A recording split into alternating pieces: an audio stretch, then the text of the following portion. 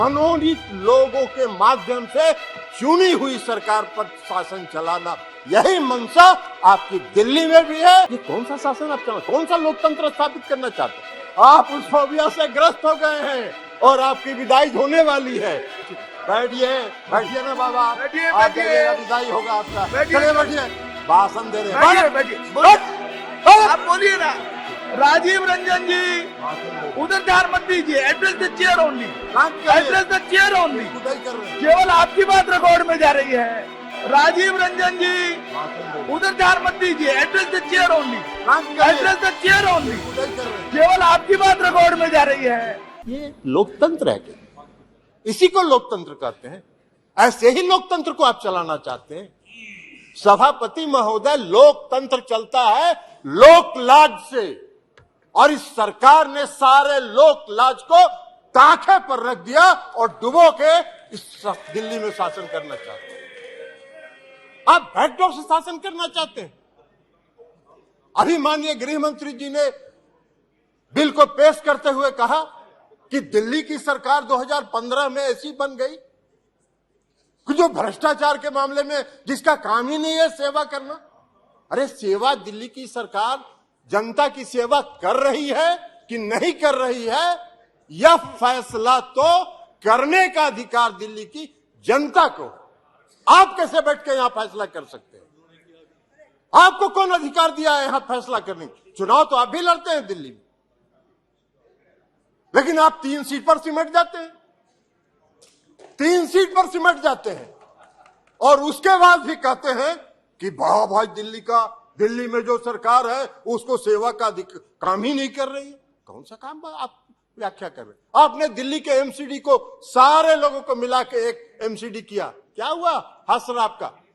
दिल्ली के एमसीडी के चुनाव में भी आप हार गए, फिर भी आप बोलने में बात नहीं आ रहा है, फिर भी आप बोल रहे। तो लोक लाज जब आप ताखे पर रख दीजिएगा तो यही होगा, क्योंकि आपने लोकतंत्र को समाप्त करने का निर्णय किया। आपकी मंशा है बैकडोर से शासन करना, मनोनीत लोगों के माध्यम से चुनी हुई सरकार पर शासन चलाना, यही मंशा आपकी दिल्ली में भी है और यही मंशा देश के अन्य भाग में। ये कौन सा शासन आप चलाना, कौन सा लोकतंत्र स्थापित करना चाहते हैं? अभी चर्चा कर रहे थे माननीय गृह मंत्री, गठबंधन की चर्चा कर रहे थे, इंडिया की भी चर्चा कर रहे थे। अब इंडिया का फोबिया तो उनको समा गया है, इसलिए कि आज तक तो कभी इन्होंने एनडीए की बैठक नहीं की, आज तक कभी नहीं हुआ था। लेकिन जिस दिन इंडिया की बैठक मंगलोर में हो रही थी उसी दिन इन्होंने एनडीए का बैठक किया। अरे भाई, आपको तो उस फोबिया से आप ग्रस्त हैं, आप उस फोबिया से ग्रस्त हो गए हैं और आपकी विदाई होने वाली है। तो इसलिए भ्रष्टाचार की बात कर रहे हैं। बैठिए, बैठिए ना बाबा, बैठिए, विदाई होगा आपका। चलिए बैठिए, भाषण दे रहे हैं। बैठिए, आप बोलिए ना। आप उधर ध्यान मत दीजिए। राजीव जी, राजीव रंजन जी, उधर ध्यान मत दीजिए। Address the chair only, address the chair only. केवल आपकी बात रिकॉर्ड में जा रही है, किसी अन्य की बात रिकॉर्ड में नहीं जा रही है। आप please address the chair and please and try to conclude also please.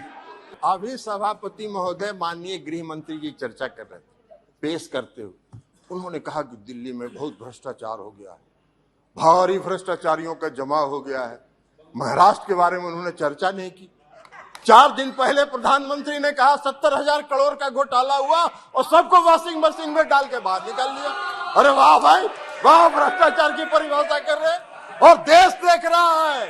आपको भी गृह मंत्री जी, पूरा देश देख रहा है कि कौन से भ्रष्टाचार की आप व्याख्या कर रहे हैं और कौन सा भ्रष्टाचार पर आप नियंत्रण करना चाहते हैं। भ्रष्टाचार का भय दिखाकर अपनी राजनीतिक बात पूरी कीजिए जी। इसलिए चिंता मत करिए, जनता देख रही है आपको भी। 2024 मिश्रा जी, आपका भी फैसला जनता कर देगी।